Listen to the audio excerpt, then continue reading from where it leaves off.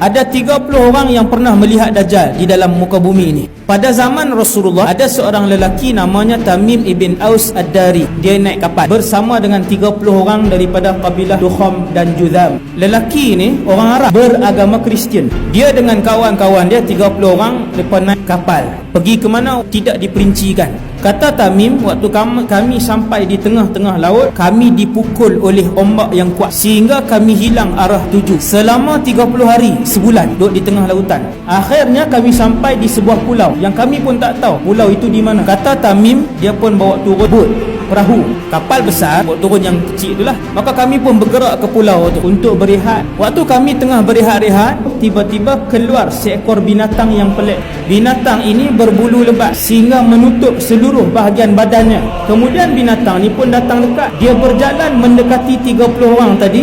Kemudian dia bercakap, "Siapa kalian?" Maka Tamim ibn Aus kata, "Kami pun jawab, kami adalah pemuda-pemuda Arab Kristian daripada semenanjung tanah Arab. Kami keluar. Sampai tengah perjalanan, tengah-tengah lautan, tiba-tiba laut mengganas. Kami dipukul oleh arus selama sebulan. Akhirnya terdampar di pulau ini." Kemudian Tamim pun bertanya pada binatang tadi, "Siapa kamu?" Binatang tu jawab, "Ana al-Jassasah." 30 orang ni tanya, "Jassasah tu apa?" Dia tak jawab. Dia kata, "Di tengah-tengah pulau ada satu orang yang sudah lama menunggu kabar berita daripada orang lain. Maka orang yang duduk di tengah-tengah pulau tu nak jumpa dengan kalian." Maka yang 30 orang tadi dalam keadaan yang tercengang. Pulau ni pulau apa? Ada binatang pelik ni. Kalau pi tengah-tengah pulau ni, manusia tu syaitan ke apa ke, habis kita. Ini Tamim cerita. Tapi mereka pi juga. Mereka pergi ke tengah-tengah pulau. Berjalanlah 30 orang ni masuk ke dalam hutan. Akhirnya sampai di satu tempat penahanan. Kata Tamim, kami pun masuk ke dalam. Dan begitu terkejut,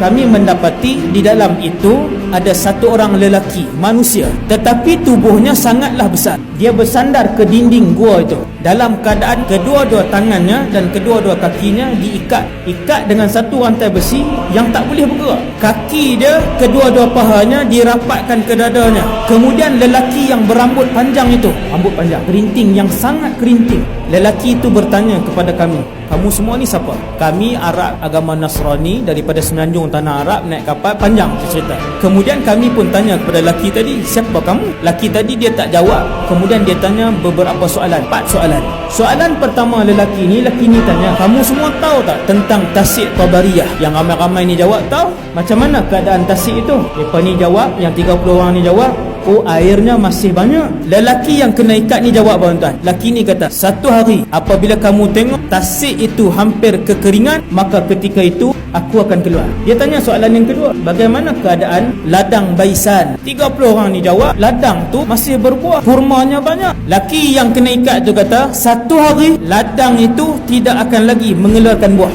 3. Laki yang kena ikat tu tanya, "Bagaimana keadaan mata air Zughar?" Mereka ni jawab, "Mata air Zughar airnya banyak." Dia kata, "Satu hari mata air itu akan kering." Soalan yang keempat dan yang terakhir, lelaki ni dia tanya, "Apakah Nabi yang tak pandai membaca dan menulis telah pun diutuskan?" Maka Arab yang 30 orang, pemuda-pemuda Arab yang 30 orang ni pun jawab, "Ya, Nabi itu telah pun keluar, telah pun diutuskan oleh Allah, dan dia telah pun berhijrah daripada Mekah ke Yathrib, Madinah." "Adakah dia berperang dan dia diperangi?" Pemuda-pemuda ni jawab, "Ya, Nabi itu diperangi." "Adakah dia menang?" Dia jawab, "Ya, setiap kali peperangan dia menang." Maka lelaki itu pun kata, "Alangkah beruntungnya siapa yang ikut Nabi yang lelaki yang Nabi itu. Sesungguhnya," kata lelaki tadi, "hanya kalian sahaja yang diizinkan oleh Allah untuk sampai ke pulau ini, dan aku yang diikat ini ialah Al-Masih Ad-Dajjal."